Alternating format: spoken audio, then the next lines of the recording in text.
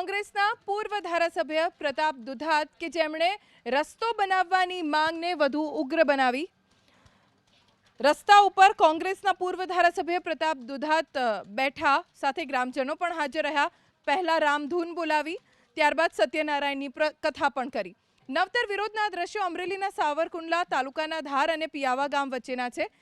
પ્રતાપ દુધાત જ્યારે ધારાસભ્ય હતા એ સમયે તેમણે ધાર અને પિયાવા ગામ વચ્ચેનો અંદાજિત 5 કિલોમીટરનો રસ્તો મંજૂર કરાવ્યો હતો. તેમણે ખાતમુહૂર્ત પણ કર્યું હતું. જો કે પાછલા 15 વર્ષથી રસ્તો બન્યો જ નથી, જેને લઈ ગ્રામજનો પરેશાન છે.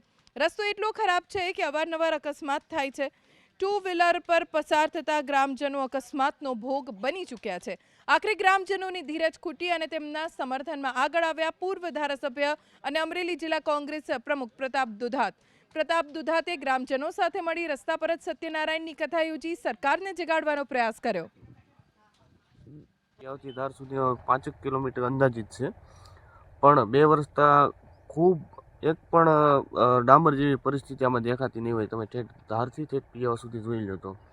અને ચોમાસાની જ્યારે ઋતુ હોય ત્યારે અહીંયા હાલત જ બેકાર હોય કે હાલવાની પગે પણ હાલવાની ગંભીર પરિસ્થિતિ, એવી પરિસ્થિતિમાં આ રોડ છે. જે આ પિયાવાથી જે ધારનો રસ્તો છે એ અત્યંત ખરાબ છે.